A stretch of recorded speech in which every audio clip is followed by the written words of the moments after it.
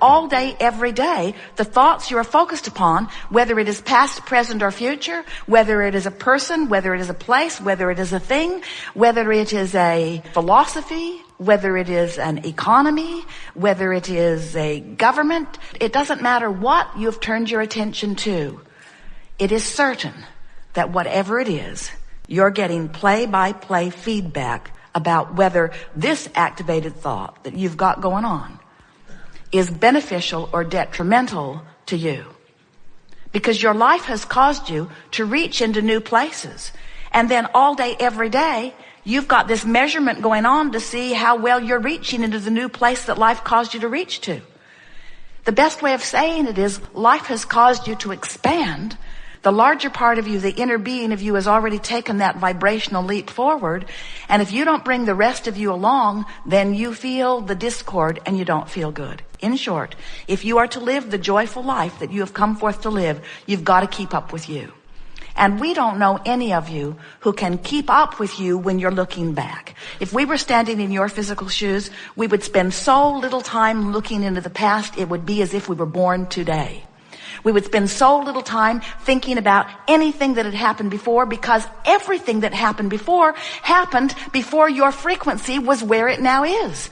So you're just almost certain of bringing discord to yourself by activating that. Now, we know good things happened in the past, and we know that you can selectively sift through it and find those good things. But you are forward-looking beings. It's one of the reasons that you don't stay in these physical bodies very long. You don't stay in these bodies very long because you get so enamored with the path that you have walked upon that you want to record it for all to hear. And when you do, it holds you back. It holds you back from where you're going. It keeps you from being who you really are. It's not good for you, so stop it. Or not. Whatever you want is fine. There are no rules to this game of life. There's just an incessant quest that is within you, and that is to feel good. And we're just letting you know why when you don't feel good, what's going on, and why when you do feel good, what's going on. And it is our desire, as we chew together in the hours that are before us, that you leave this gathering with a revived decision that nothing is more important than that you feel good, and you're going to look for love in the places where it is. There are so many people looking for love in all the wrong places. And we want you to understand that where it is forward looking. Where it is where the whole of you is. Where it is where the source that is within you has evolved to because of what you have lived. We have to make a very strong statement here. If life had not caused you to become more, you would not feel uncomfortable when you don't become it. You got to keep up with you. You just got to keep up with you. You just got to keep up with you, you see. The vortex is bringing in all cooperative components. But if you're over there beating the drum of a different vibration, then you're not a cooperative component, and you can't be someone who comes into vibrational alignment with your own creation. You're a holdout of your own creation. And what's so interesting about that is that if life hadn't caused you to create it, you wouldn't even notice through negative emotion that you're not there. In other words, if you hadn't expanded, not going wouldn't feel uncomfortable. So when you feel negative emotion, it always means two things. First, you've created one whopping swirling vortex, and you're not going. Oh, you're going. You're just going to wait till you croak, maybe, to go. We don't think you should have to croak to get in the vortex. We think that you should be able to release enough resistance by focusing upon enough good feeling things, by giving yourself and others the benefit of the doubt, by giving yourself a break, by looking for reasons to praise and reasons to appreciate rather than reasons to criticize and reasons to poke and probe. When you release or relax your resistance, the vortex will bring you in, and then your heart will soar, your mind will clear, your path of creation will unfold, and then you will be living the life you intended when you came forth into this physical body. That's what you came for.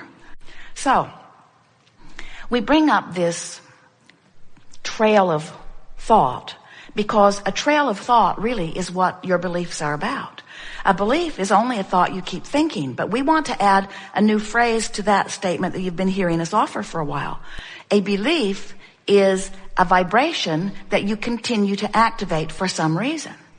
In other words, while Jerry and Esther have not thought about those particular people in a long time, that's still an active part of their life experience, as is most everyone's past an active part of your experience. Esther laughs as they drive in the monster bus across this nation. It is a rare road that they're on that Jerry doesn't have some memory about. Because he traveled as an entertainer, he traveled by car, he traveled all of the roads of this nation. And nearly all of the roads that he traveled, Jerry and Esther are still traveling. So he remembers that motel. He remembers what happened at that gas station. He remembers the people that lived in this town. And while most of it feels good when he reactivates it, every time you activate something from the past, you run the risk, and we don't mean to sound warning, we just can't find a better word of explaining. There is the potential of this activation because of this past experience not jiving with what's going on now. For example, when you go home for a vacation, home to your early roots, when you go back to visit your parents or the town that you grew up in or the people from your beginning, even if they're not still living where you lived, when you go back to those people, don't you find yourself beginning to behave like you did the last time you were there? Often. Because those familiar faces and places, the familiar food that they're eating, the familiar things that they think about, the familiar family albums that they get out, the familiar vibration of what that was is activated within you when you turn your attention to it. Whether you go there or not, or whether you just think about having been there. In other words, when you turn your attention homeward, so to speak, homeward to your physical family roots, you activate the vibration of that, and if you feel love and joy and friskiness when you're doing that, that means that those thoughts that are activating are blending with the most further extension of who you are, and all is really well. But if you feel irritated, if you feel ornery about it, if you feel lonely or homesick, if you get those nostalgic feelings that so often you associate with home, what that means is that thought activated something so far from who you now are that there is a discord within you. Esther said, after a while of understanding this, now I know what homesick means. Home makes you sick. And we mean that too, in the sense that when you activate those memories of when you felt less secure, or when someone didn't approve of you, or before you had figured out who you are, it's a very common thing for you to activate just by turning your attention to something that doesn't jive with who you are. But you don't have to go back home or back into your memory to do that. Same environment, different depths of interpretation. There are people who can hear things that you can't hear. There are animals that can hear things that you can't hear. You are all, whether you are beast or human or molecule, you are all vibrating beings and sensual, sensitive beings. But you have levels of interpretation that go far beyond your physical senses. And what they are vibrational interpretations. You get impulses to move or impulses to consider. You get impulses that you're picking up from all around you. But this is always true. You never receive an impulse or an experience that is a departure from your vibrational countenance. In other words, you train yourself by living in your environment into your habits of vibrations. And your habits of vibrations are what your beliefs and expectations really are. So, without meaning to, most humans have allowed their environment to train them into patterns of expectation that serve you in many cases and hinder you in others. And this gathering is about learning to utilize your guidance system in order to understand what you're receiving and whether it is beneficial to who you are, who you have become, or whether it is detrimental. Whether focusing upon it causes you to allow the creation, or whether focusing upon it allows you to hinder the creation. It's fun to realize that you are vibrational beings. But before being a vibrational being in your physical body can be very meaningful to you. You have to understand that this physical part that you know as you, that all of your friends have identified through your countenance and your personality, is but a very small part of who you really are.